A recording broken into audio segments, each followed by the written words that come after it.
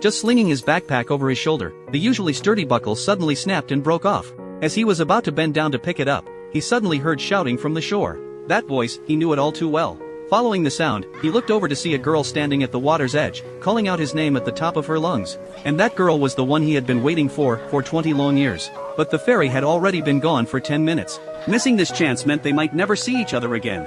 When he was 5 years old, he'd said he would marry this girl when they grew up.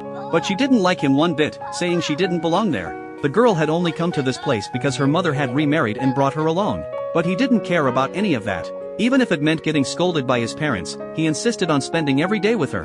When he saw the girl being bullied and going without food, his heart ached, so he'd bring her an extra fish. But soon the girl's mother passed away, leaving behind her younger brother and sister, and a stepfather who did nothing but drink all day. So he worked even harder to help the girl, not only helping with the farming, but also helping her sell vegetables at the market, all just to give her more time to study.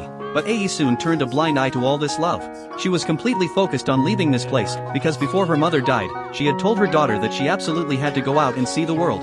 Originally, her stepfather had promised Ae soon that once she raised her siblings and sold all the vegetables from their farm, he would scrape together money to send her to college. But year after year passed, until her stepfather found himself a new wife.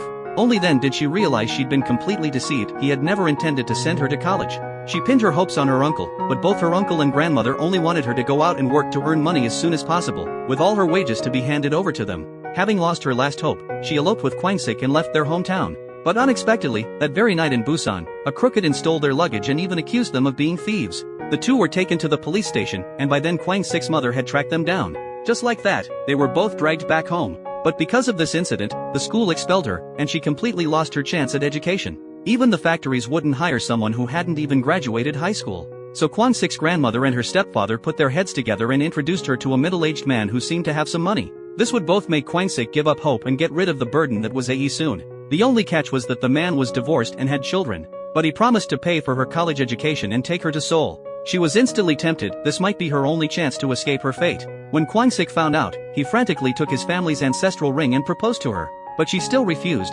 throwing the ring into a pile of rapeseed flowers. She felt that Kwingsik would only trap her there, forcing her to live the same miserable life as her mother. In her mind, Kwingsik was the one standing in her way. These words cut deep into Kwangsik's heart. 내가 너를 못 살게 해?